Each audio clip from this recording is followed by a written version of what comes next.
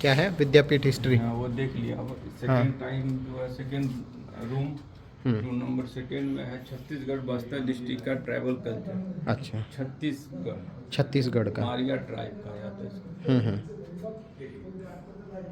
माड़िया जाति ना। हाँ हाँ।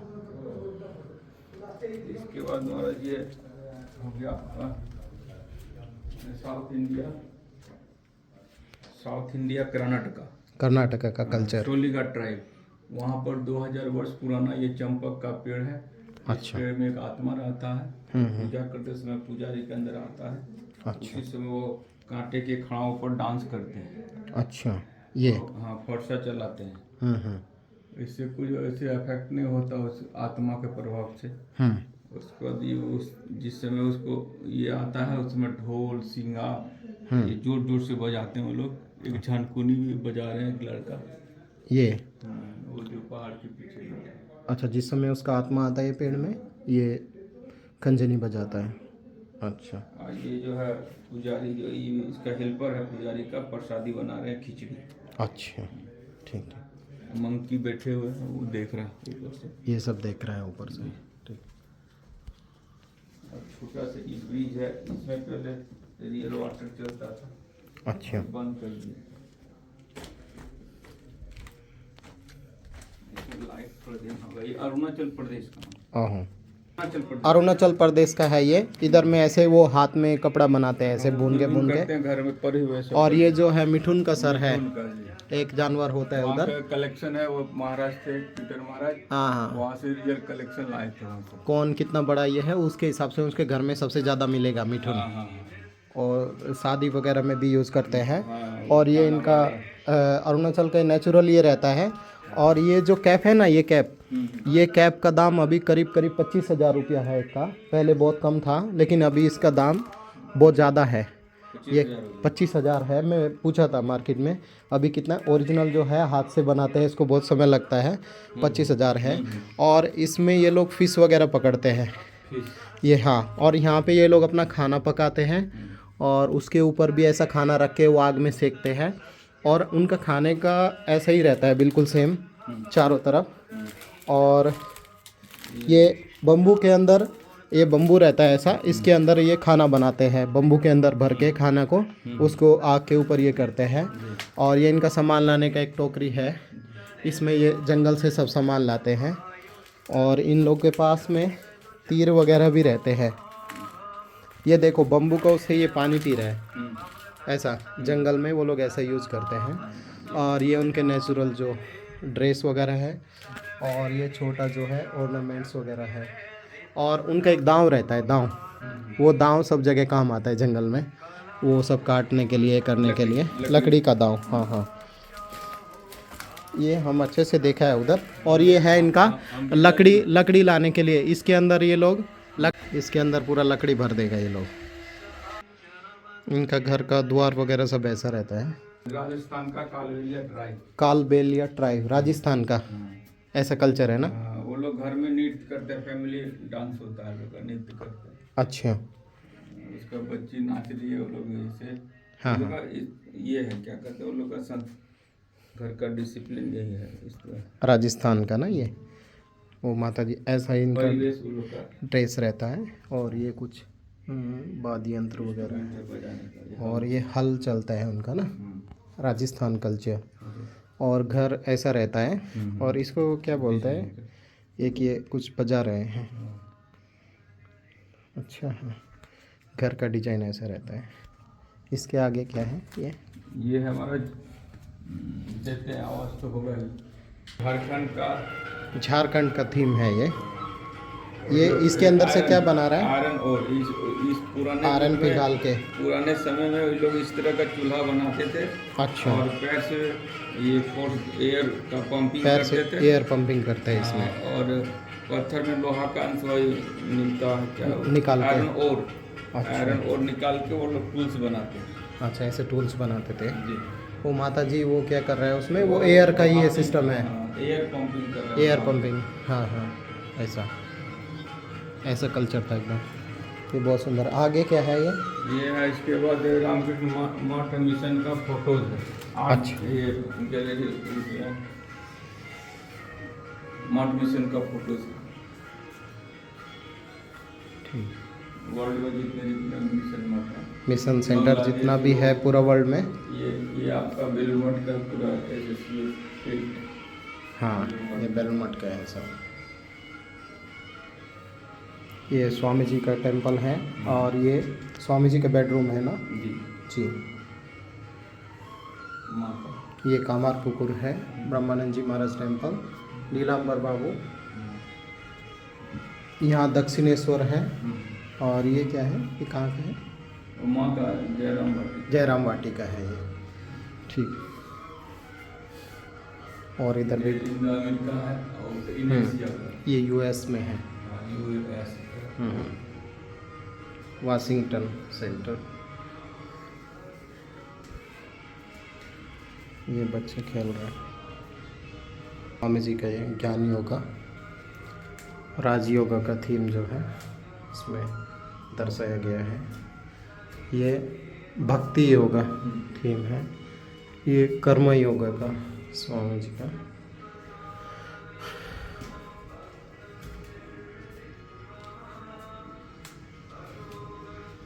वैदिक ऋषि, ये वैदिक ऋषि है यहाँ पे, होम करते हो। ऐसे यज्ञ करते थे ये लोग।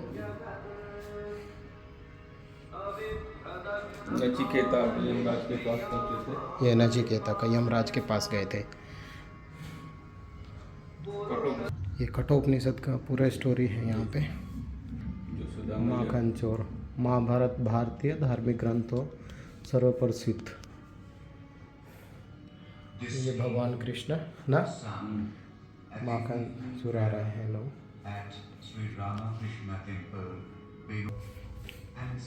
यहाँ पे भगवान बुद्ध देव मेडिटेट करते हुए। बुद्ध के जन्म के समय भारत को एक प्रबल आध्यात्मिक नेता की आवश्यकता थी। बुद्ध में बुद्धि, शक्ति और हृदय था। एक ऐसा विशाल हृदय जो अनंत आकाश के सदृश था। राजघराने में जन्मे बुद्ध ने दुखों के कारण एवं कष्टों से मुक्ति पाने की खोज हेतु गृह त्याग किया था। कठोर तपस्या के बल पर अंततः बोधि वृक्ष के नीचे उन्होंने निर्वाण प्राप्ति हुई थी। उन्होंने अनुभव किया था कि धर्म पुरोहित किस प्रकार जनता का शोषण करते हैं और खुद को कितना शक्तिशाली बना लेते हैं। उन्होंने इस दिशा में कुछ करने की ठानी। उन्होंने बिना किसी भेदभाव के सभी को शिक्षा दी और शांति मार्ग की प्राप्ति हेतु प्रेरित किया। स्वामी विवेकानंद ने उनकी प्रशंसा में कहा था, वे अब तक जन्म ग्रहण करने वालों में से अद्वितीय व्यक्ति है। ये एलोरा केव है। भारत की सर्वतोन्मुखी जागतिक एवं आध्यात्मिक प्रगति का चतुर्दिक विस्तार हुआ। अनेक सभ्यताएं जैसे ग्रीक और रोमन आपस में मिली एवं उन्होंने भारत के महान ऋषियों और विद्वानों द्वारा उद्घाटित ज्ञान को आत्मसात किया। अनेक विश्वविद्यालयों का निर्माण हुआ, जैसे तक्षशिला, नालंदा, विक्रमशिला, विजयपुरी और कांचीपुरम।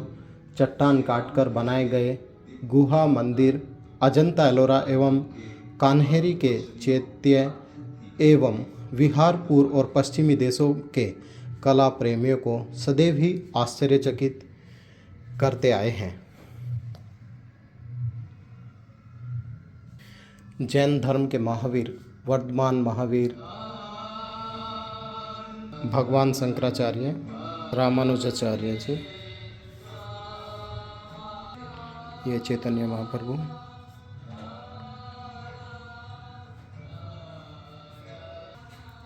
ये है ठाकुर जी। भारत में जब विभिन्न सुधार कार्यों का सूत्रपात हो रहा था, तब बंगाल के एक सुदूर गांव में 18 फरवरी 1836 ईस्वी को एक दरिद्र ब्राह्मण दंपत्ति ने एक बच्चे को जन्म दिया।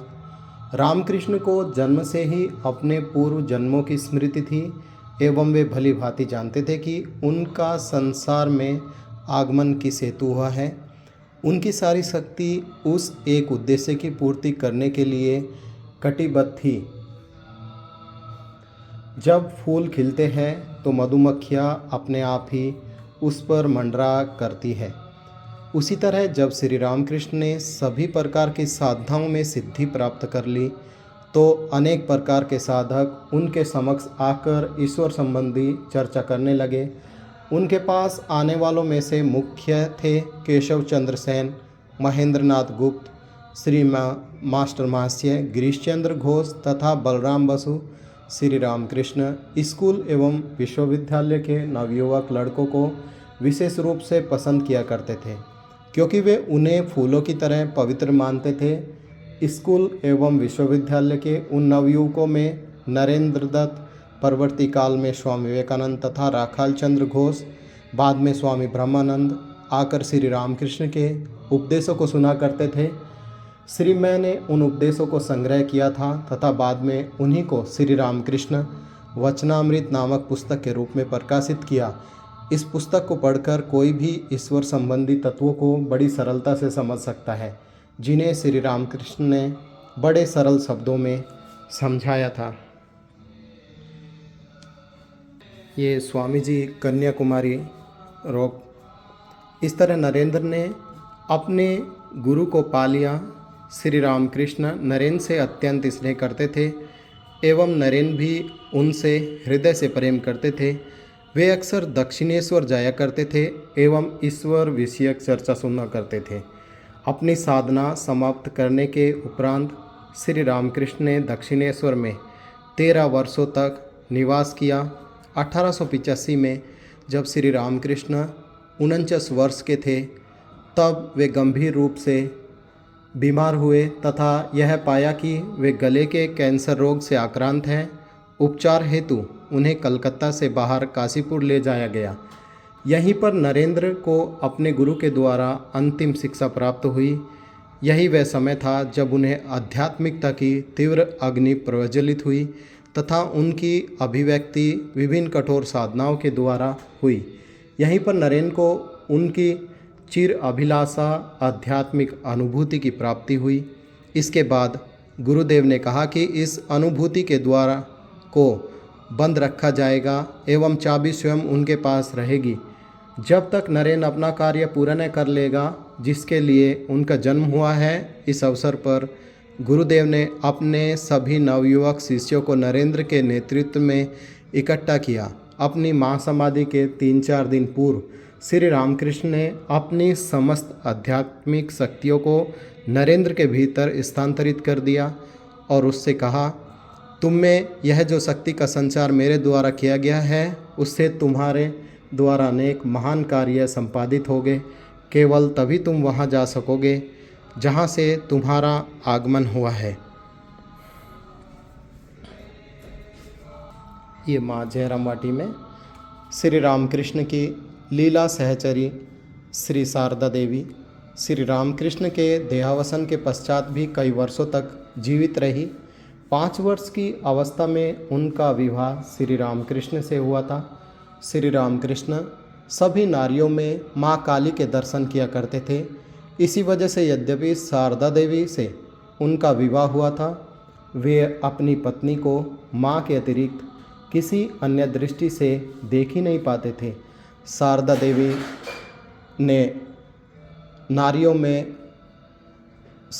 ने उभरते हुए रामकृष्ण मिशन के लिए एक माता की भूमिका अदा की एवं अपने सरल, सादगी भरे और विनीत जीवन यापन के द्वारा वे साधुओं, भक्तों एवं सभी का आश्रय स्थल बन गई थी। माँ के अंतिम शब्द थे, यदि शांति चाहते हो बेटे तो किसी का दोष मत देखना, दोष देखना अपना, संसार को अपना बना लेना सीखो। कोई पराया नहीं है बेटे, यह सारी दुनिया तुम्हारी अपनी है। जय माँ। समय देवघर में आए थे और यहाँ पे ठाकुर जी ने आग्रह किया था ना कि इनको कि गरीब लोगों को बाबू के साथ गए थे, काशी मथुरा तीर्थ करने के लिए निकले थे। हाँ हाँ। तो उन्होंने कहा पहले गरीबों को कपड़ा और माथा में तेल दो, हाँ, तब आगे हम लोग जाएंगे, उसके बाद हम आगे बढ़ेंगे काशी जाने के लिए ना। तो बोले ठाकुर से जब बात हुआ कि हम तो कुछ लाए नहीं वहाँ से, तो बोले जा साला हमरा और जाबो ना, हमारे साहब काशी मथुरा एक ने थाक ली। वो ठाकुर जी बैठ गए वहीं जमीन पर। तो मथुर बाबू ने सारा चीज़ वहाँ से कलकत्ता से फिर सारा सामान लाए, फिर इन लोग को वितरण किए, खाना किए, दे रहे हैं। बस उस समय उसके बाद यहाँ से फिर प्रस्थान किया। ठीक ठीक।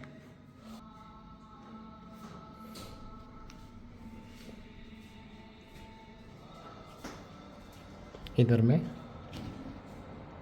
माँ शारदा का जीवनी, ये माँ शारदा का जीवनी है। यहाँ से दिखा माँ का जन्म से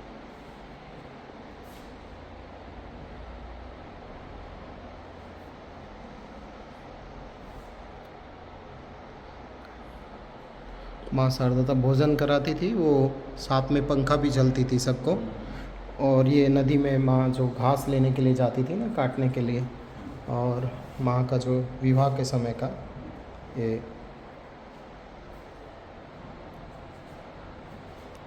ये सब घटनाएं। ससुरबाड़ी में आया ससुरबाड़ी तो माँ उसका पापा से सेवा करती। जयराम वाटी का ना। अच्छा। अष्टसखी। अष्टसखी। और ये घटना है, ये मैंने समझ गए कुमीर जो था मगरमच्छ की माँ तो अवतरित थी, तो उनको स्पर्श करके पैर में फिर पानी में उतर जाता। अच्छा। और ये दक्षिणेश्वर आने के समय का घटना है क्या? माँ जिस समय दक्षिणेश्वर आ रही है हाँ ठाकुर जी से मिलने, जी। और ये एक बार बीमार पड़ी थी, माँ बीमार पड़ गई थी, तो तो माँ स्पर्श करके वो ठीक हुई थी। हाँ, ये ठाकुर फलहारिणी रूप में माँ का पूजा कर रहे हैं, और यहाँ माँ ठाकुर की जो सेवा करते हुए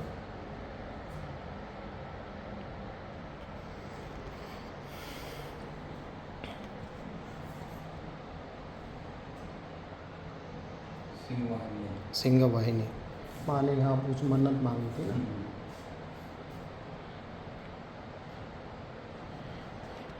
ये कहाँ का है? गुंडा था, हाँ। बोल के था इसे आप नहीं आना। अच्छा, उनकी पत्नी थी, रास्ते में फिर उनको बीमार हो गई थी ना माँ, उस समय उनको मदद किया और अपने घर में रखा आपने दक्षिणेश्वर के आने के समय।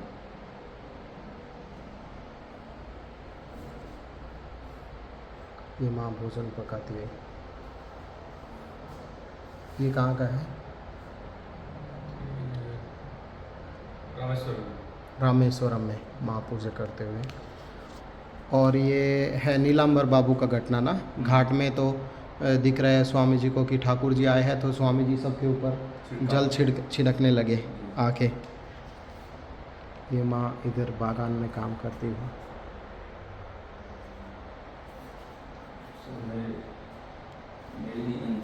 हाँ, ये माँ के सब अलग अलग रूप हैं। वे भी मेरे ही अंश है, माँ ने ऐसा एक बार बताया था। ये माँ ठाकुर के फोटो की पूजा कर रही है ना यहाँ पे।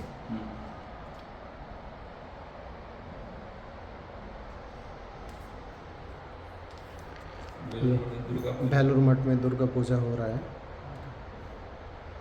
और ये कब का है इसका नहीं पता। ये एक छोटा बच्चा है। यहाँ माँ ठाकुर का पूजा, उद्बोधन में माँ ठाकुर का पूजा कर रही है। और ये है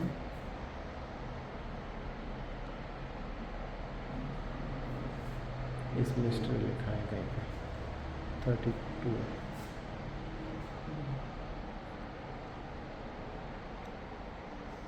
ये यहाँ भी माँ कुछ काम कर रहे हैं इसमें। ये माँ के बहुत सारे फ़ोटो हैं।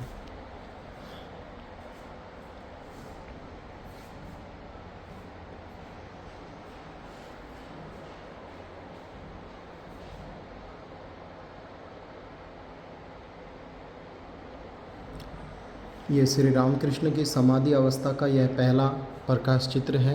यह स्वामी जी की उपस्थिति में दक्षिणेश्वर मंदिर में लिया गया था। उस समय श्री रामकृष्ण 46 या 47 साल के थे।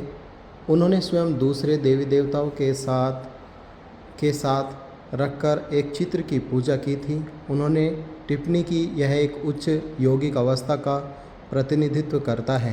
कालांतर में प्रत्येक घर में यह स्वरूप पूजा जाएगा।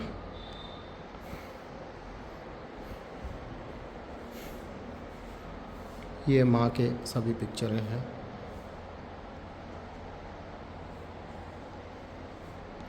ये रेलवे स्टेशन पे एक भक्त को माँ ने दीक्षा दिया था, कुली को, एक विष्णुपुर स्टेशन। विष्णुपुर स्टेशन। ठीक है।